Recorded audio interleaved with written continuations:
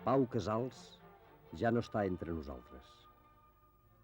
La desaparició d'aquest músic eminent, solista del violoncel, compositor i director d'orquestra, home pacífic i català universal, va promoure ben aviat a Catalunya ànsies de perpetuar la seva memòria. A Montserrat es dreça el testimoni de l'homenatge perenne del seu poble al músic, a l'artista, a l'home, exemple de fidelitat a uns principis que ell creia justos i d'una voluntat inamovible al servei d'una cultura que en tot temps va estimar i defensar. Possiblement, la darrera estada de Pau Casals en terres catalanes va ésser en ocasió de les audicions del seu oratori, El Pessebre, que dirigí personalment a Cuixà. Sortosament, en tenim un record viu, una imatge fidel d'abnegació i d'entusiasme per trametre el seu art als qui el rodejaven, músics i auditori. Aquestes imatges seran, a la vegada, el nostre homenatge, encapçalat per les paraules de Joan Alavedra, amic i biògraf del mestre. Ara que la presència física de Pau Casals ha desaparegut per sempre, evoquem amb una major intensitat la figura del mestre.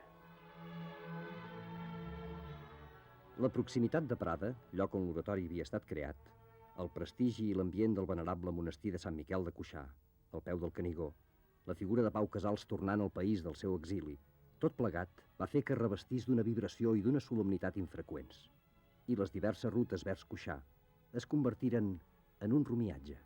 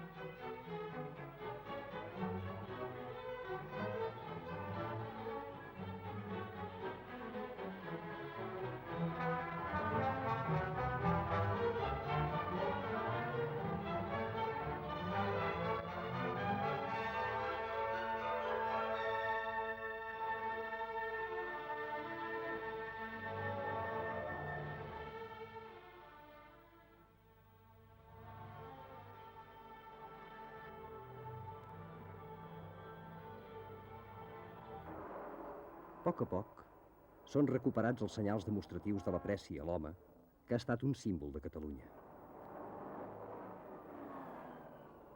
Alguns són recuperats i en molts indrets de la nostra terra sorgeixen noves mostres d'aquest efecte, en un inici lent però constant, al final del qual no s'endevina.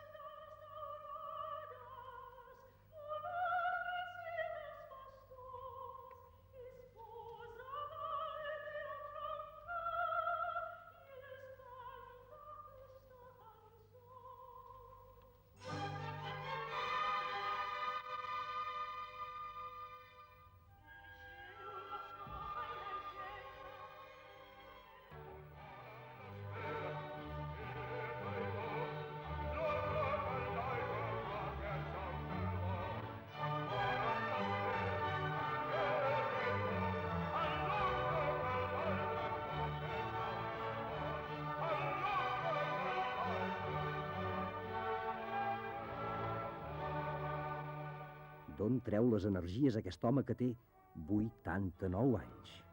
La gent estava meravellada. L'assaig durà 3 hores.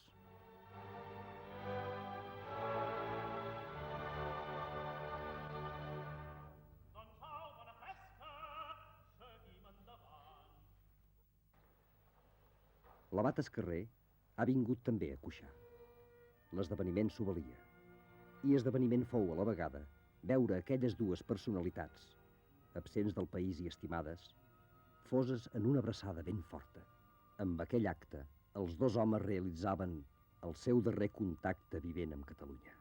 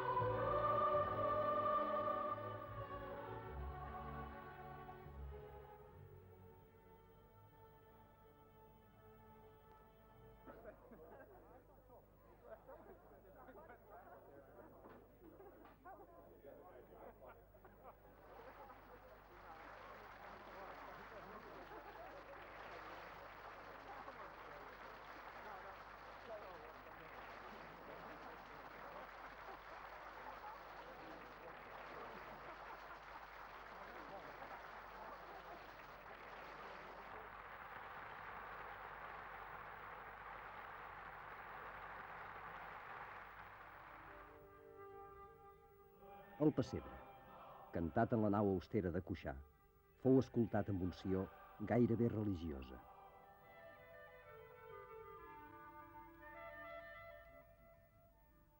El miler de persones que no havien pogut entrar al temple escoltaren l'obra pels altaveus, al claustre.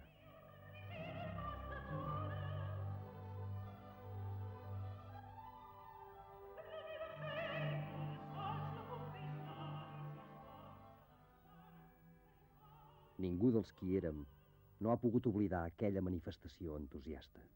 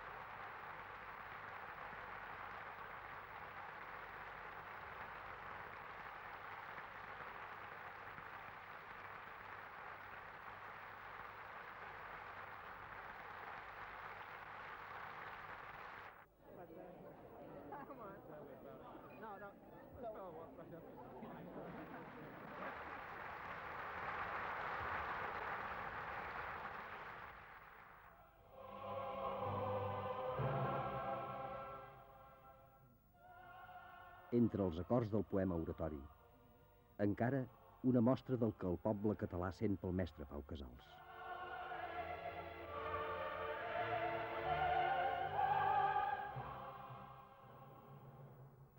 Un homenatge molt significatiu on, d'una manera o altra, hi som tots.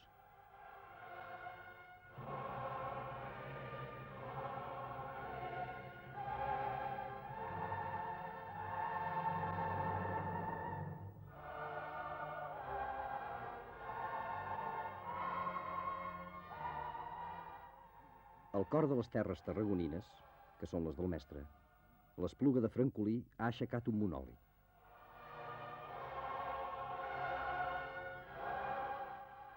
I en els seus fonaments s'hi han barrejat les terres de totes les comarques catalanes, del País Valencià, les Illes, el Rosselló, Andorra i l'Alguer, agermanats una vegada més en un acte de solidaritat i amor a Pau Casals, a la seva obra i als seus sentiments.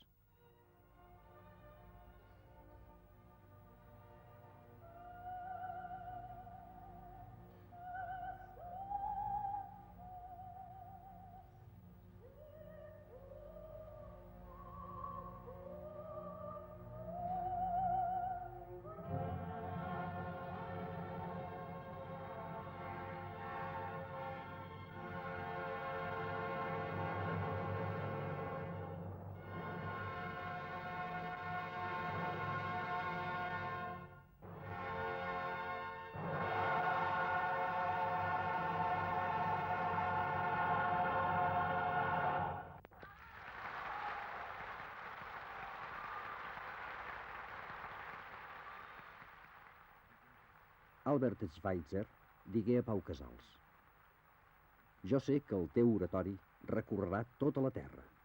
L'oratori que he compost sobre el poema del meu amic Joan Alavedra és el missatge de pau que jo presento al món. Està escrit amb emoció i humilitat. S'ha donat davant de tota mena de públics a Amèrica i a Europa. I si Déu vol, el portaré encara a molts països del món.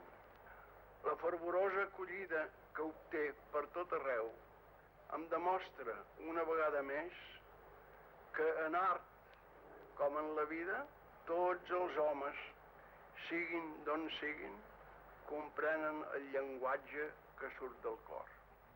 El pessebre, l'oratori de la pau, s'estrenà a Acapulco, Mèxic. Després, això. És escoltat arreu del món. El mestre està cansat i emocionat, però encara té esma per a parlar-nos del seu oratori. Entre altres coses, ens diu de la idea que el guiava en composar el pessebre. L'idea de la protesta contra la guerra, que sembla mentida que el nostre segle estigui a parlar d'això. Sembla estrany. Però tan brutal i tan...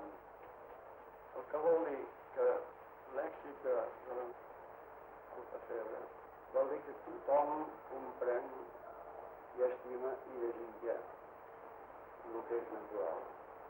Tot el bo que tenim nosaltres dins de nosaltres mateixos, doncs això és reconegut. I això ho sent tothom. Tothom. I totes les races. Pau Casals es transfigura cada vegada que agafa la batuta. Podria dirigir-lo fins que tingués 200 anys. I cada vegada tinc molta emoció, una gran emoció, i és això el que farà que algun dia tindré de dirigir el pessebre. Però el dirigiré tant com pugui. Ha pensat, mestre, si algun dia podrà dirigir el pessebre a Barcelona? Sí. No he perdut l'esperança. No la vull perdre. El mestre Pau Casals va morir a San Juan de Puerto Rico el 22 d'octubre de 1973.